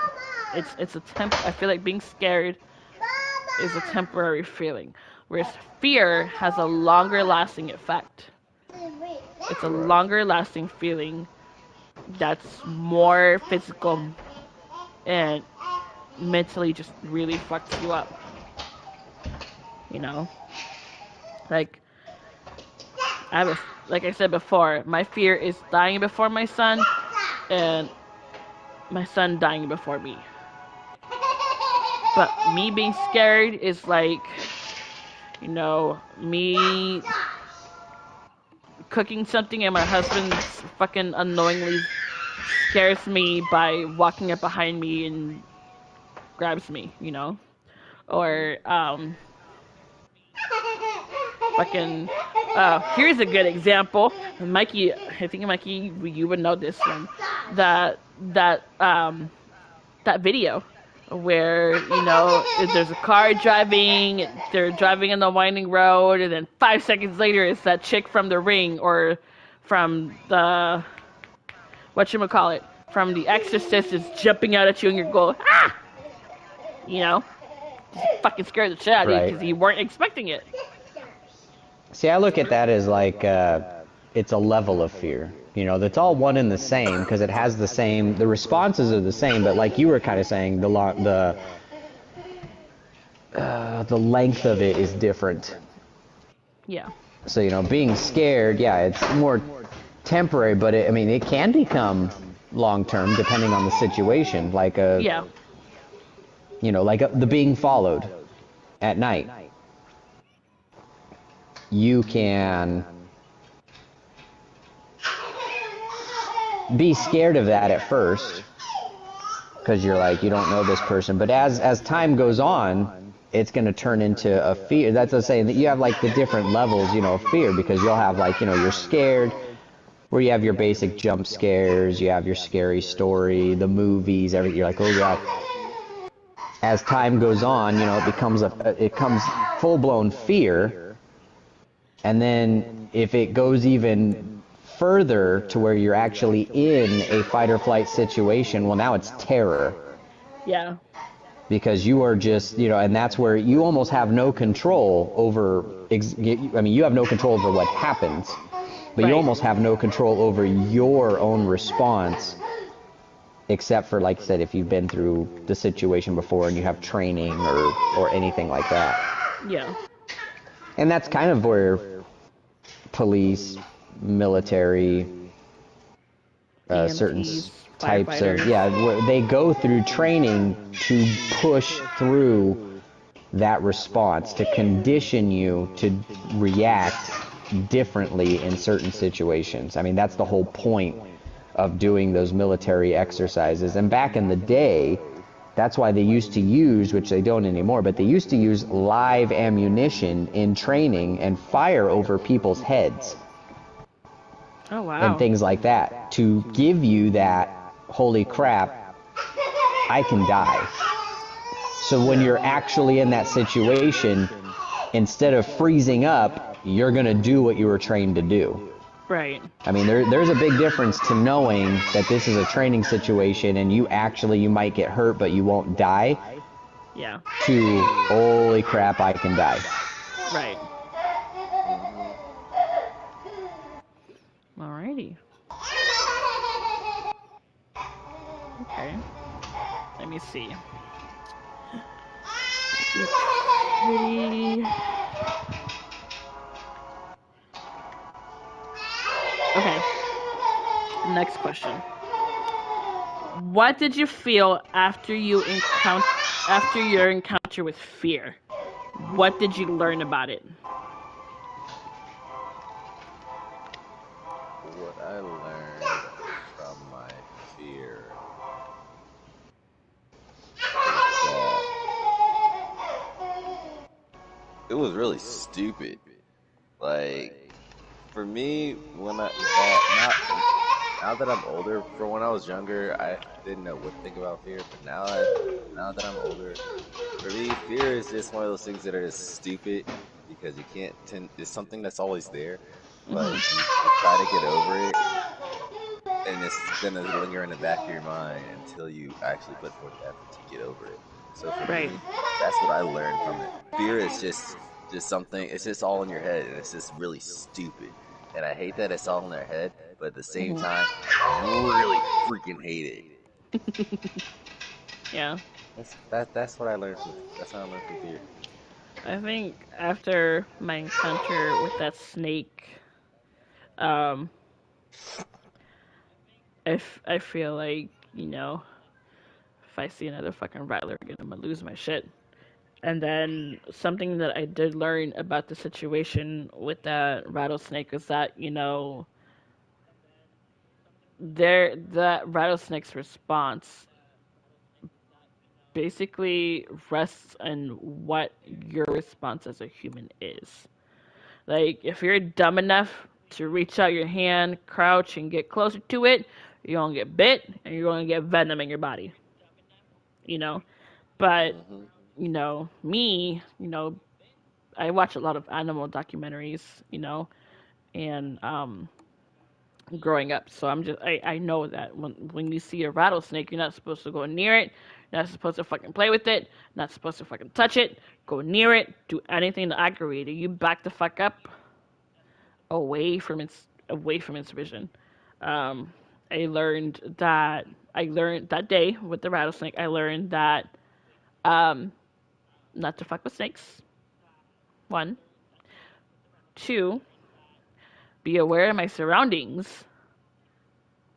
Uh, for snakes in general, and just be mindful of where I am, especially when you're in wooded areas that are known to harbor snakes and things like that. You know,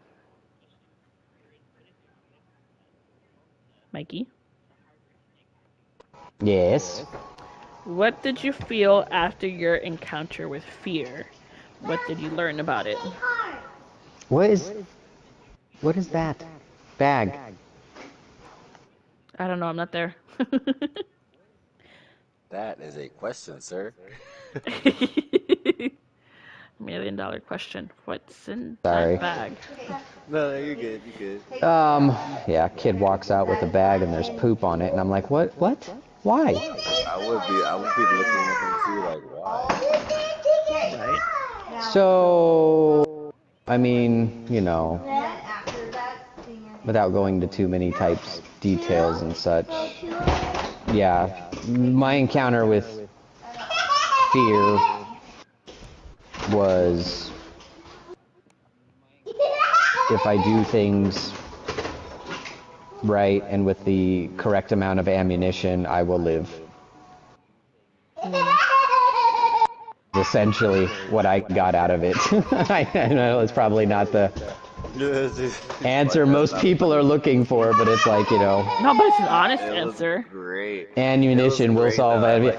And honestly, I think, when you really think about it, psychologically, one of the reasons why I like running like Sweet Business in Destiny is because that's just how I look at things. Is if I have enough ammunition, I will live. So I choose a weapon that has pretty much all the ammunition. That's good.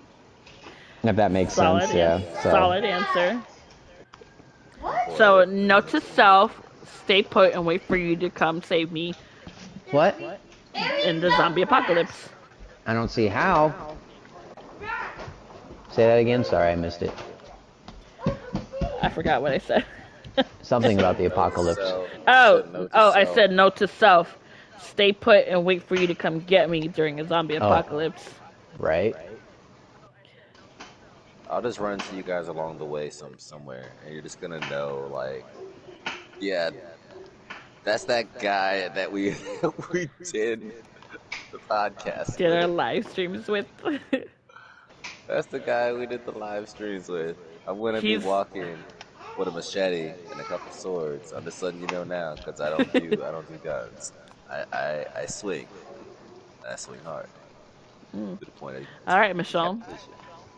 Oh yeah, oh yeah. We out here. I'm that bitch. Remember that. I'm always that bitch. um, last question. What was your fear as a child? What are your fears now as an adult?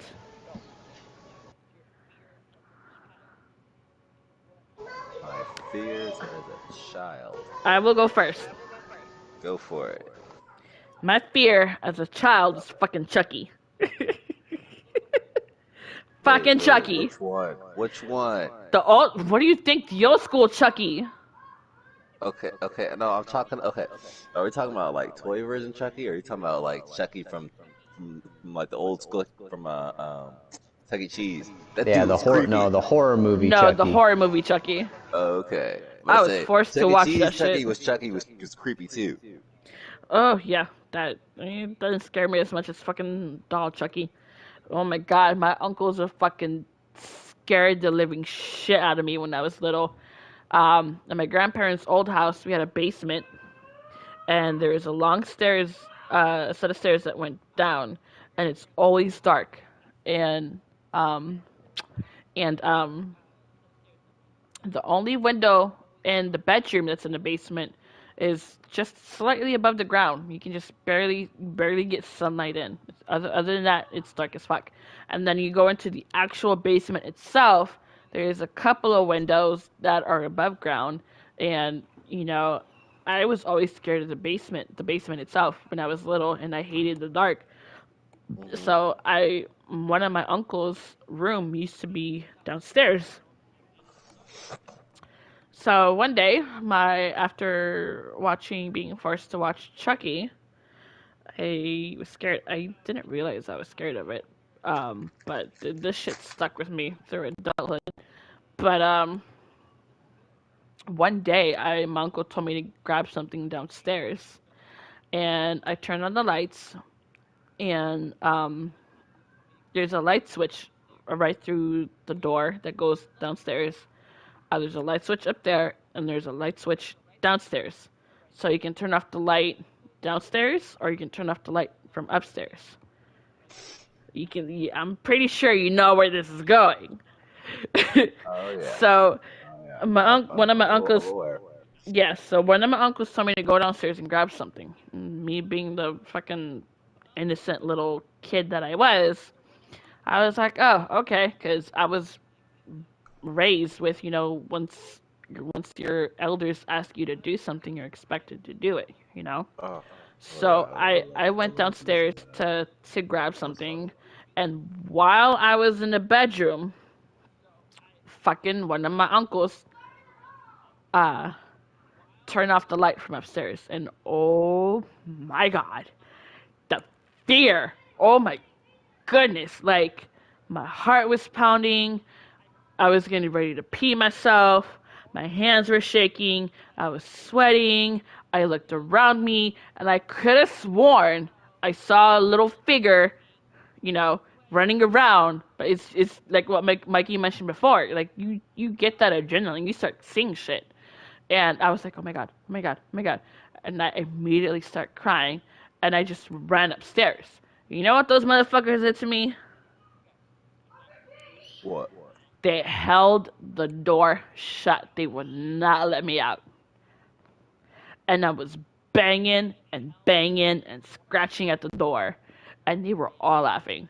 And I was like, and they would make noise. They were like, Chucky, Chucky, which fucking scared me even more. And it wasn't until I actually pissed myself and started crying, I curled up in a ball and was rocking back and forth. And I was so terrified. Oh, my grandfather was so livid with my uncles. Oof. So livid. When they finally let me out from the basement, told them they were all assholes. I mean, I got beat for calling them assholes, but they deserved it. Oh, 100%. And my grandfather walked in just as they were, I was banging on the door, and he said something. I don't remember what he said to them, but I was sobbing. I had to take a shower because I peed myself. I was crying uncontrollably. Like, that shit carried with me until I was like 13, 14 years old. Wild. As an adult, like I said before, my fear as an adult is dying before my son and my son dying before me. And I already went into great detail about that.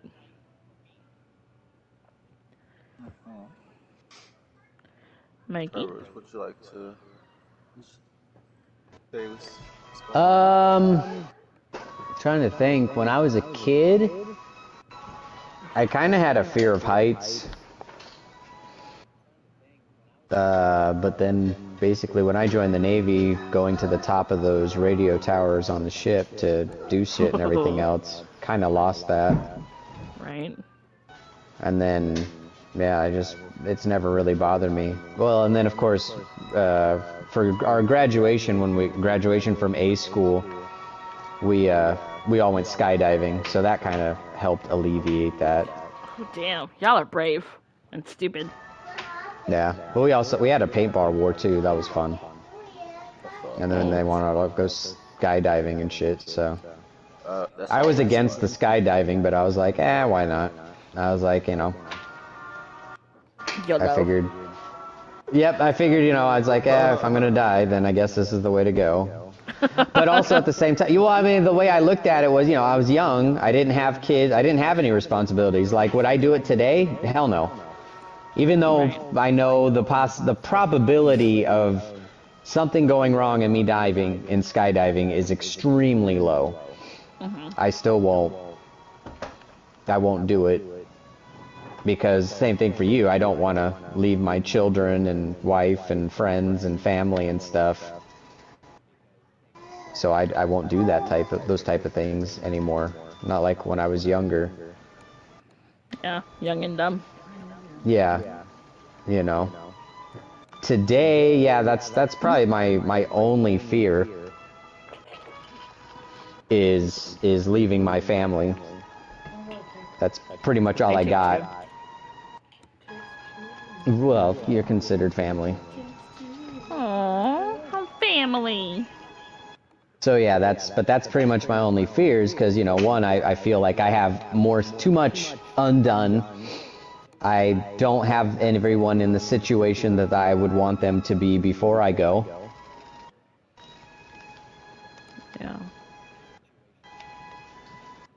This got macabre real quick. I don't want to leave anyone in a financial situation. I want to watch my kids grow up and do things. So I won't put myself in those types of situations. Like the closest I would come to that situation is if I had to defend any of them, which I'd probably die in the process, but I would do everything in my power to get them out of whatever was going on. Same. Like, you know, like I said, I like to know exits and everything else, so I have contingency ideas, plans. contingency plans and such for if anything, for certain situations, if things happened. You know, someone breaks into the house, it'll be the last thing that they do. I might die in the process, but they won't get out alive. Right? If I'm going down, I'm taking you with me. Essentially, well, that's why, you know, I don't expect to survive any of that type of stuff, but I also look at it as like, yeah, you know, I'm not going to leave and then leave them at the, you know, my family at the mercy of whoever's in the house, so I will make sure that they are incapacitated before I go. Right. It's like the best way. The best thing for them to do is to get me in my sleep, but I'm already a light sleeper, so if I hear any types of noises, like the PlayStation, it was so funny, the PS5 turned on by itself to do an update. Really? And so I was laying. It yes, can do that? it'll do. Yeah, it'll do that if you have it set. I didn't know that. So I was we're laying in bed and starting to drift off and everything else, and I heard the fans and stuff going, because I have those extra fans. And I looked at Jessie and I go, "Is the PS4 off?" Because we have a PS4 in the bedroom. And she was like, "Yeah." And I was like, "It sounds like it just turned on." And she was like, "Well, is it the fish tank?" And I had just refilled the fish tank, you know, did the water on it, so it's not making a bunch of noise. So I was like, no, fish tank's fine. And she's like, well, maybe it's the washer, you want to go check on that or whatever. And I was like, it's not the washer, it's a different noise. So I get up, I go in the living room, and the PlayStation's on. Bruh. And I was like, oh, there we go. So I turn it off. And yeah, to keep it from doing that, because I don't want to change the setting, but to keep it from doing that, I just unplugged the PlayStation at night. Oh. Tell them about your misfire. Hmm? Tell them about your misfire. Oh, yeah. Misfire? So this was when we lived in the other city at the old house. Mm-hmm. I was actually playing Call of Duty late at night with a buddy of mine who's no longer with us. Rest in And, peace. yeah, he's a good guy. But we're playing, and it's snowing super heavily outside. Like, it was a bad snowstorm. Really bad. And so, middle of the night, it was like 1 o'clock in the morning, someone come knocking at the door. And I'm like, what the hell? So my grandfather had given me this old World War II, no, it's not a Ruger, but no, it's not a Luger. It's not. It's an American gun, but it was like the American answer to the Ruger. I mean, it looks like one, but it's the American answer. I can't remember what it's called. I have to go look at it. But anyways, you know, it's old. It has the original ammo in it and everything. And I cleaned it and stuff like that. But so I pulled the slide back, because that's what I would do with people who would just come up to the door, because we didn't live in a good neighborhood over there. It's one of the reasons why we moved. Mm-hmm. I pulled the slide back at the door, and the round got jammed in the slide. So as I was trying to clear it, the gun just went off. Bruh. And it shot through the frame of the door. So whoever it was, I opened the door to find out what the fuck was actually going on. People I'm playing Call of Duty with are like, what the fuck was that? What happened? And so I was like, yeah, I just discharged my gun in my house. Jeez. And yeah, you could see they took off in the snow, like they fell over and like took off running. And their car is sitting there outside my house with the hazards on. They had broke down in front of my house, got stuck in the snow, so they were probably knocking on the door just asking for help. And they're like, oh my god, he's shooting at us. Poor thing.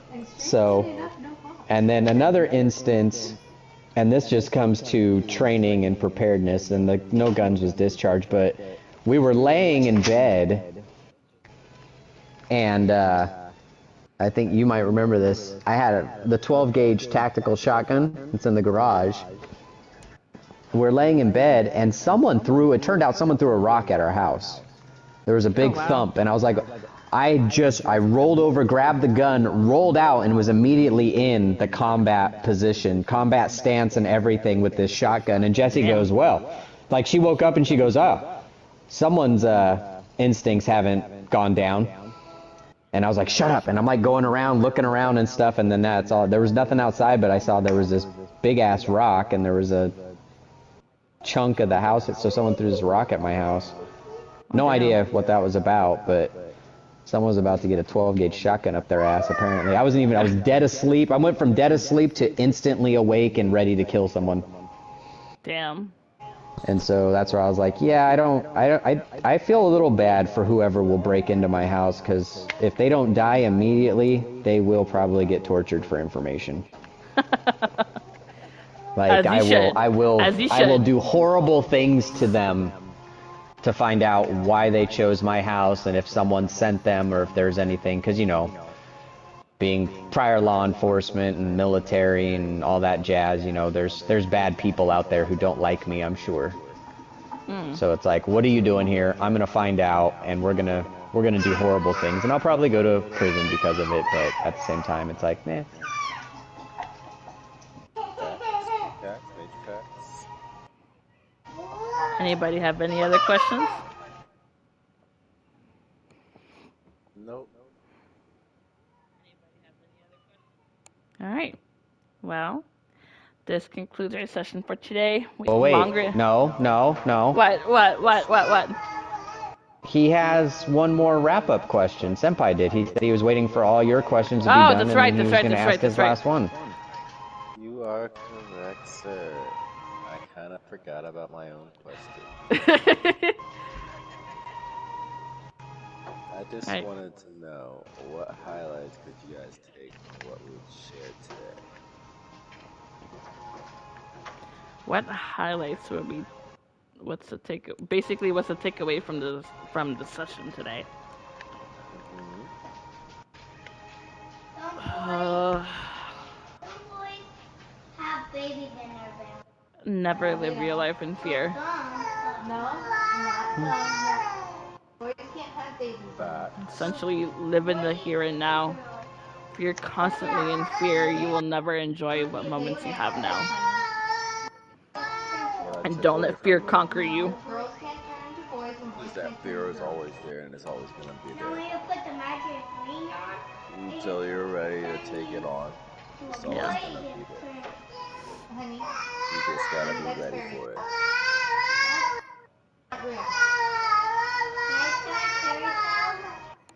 Josephine agrees. Josephine. She knows all about it, and she's like, yep. Josephine would make the perfect lawyer, Boys can't turn into girls. like Camille Vasquez. Yep. She's the white Camille. Huh?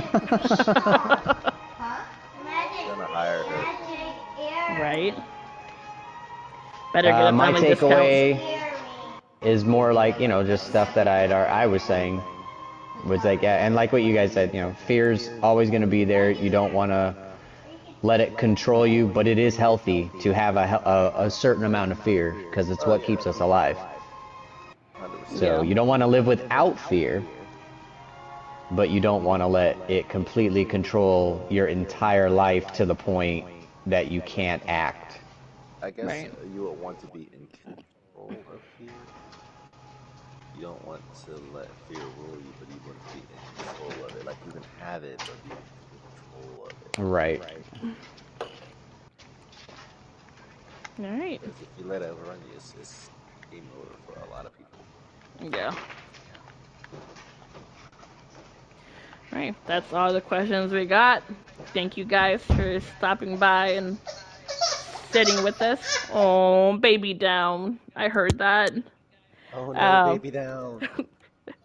Oh, Gotta go farm the baby. right. Yep, she just fell over. Oh no, baby down. Thank you guys for stopping by. Please remember, we are not professionals.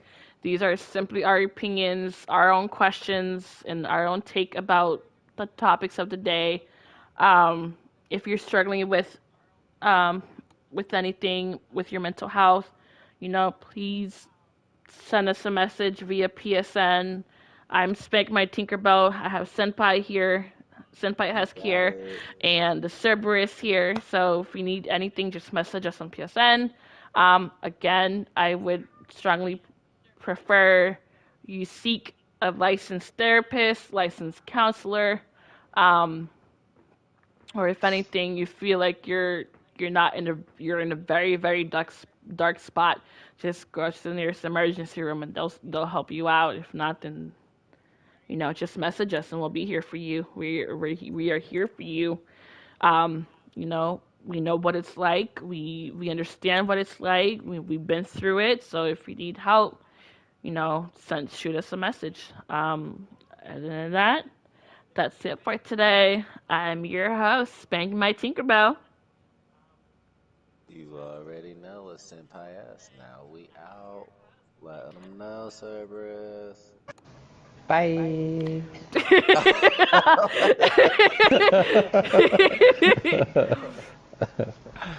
Oh my god, I love that. Right? All right. Toodles, guys. Till next time.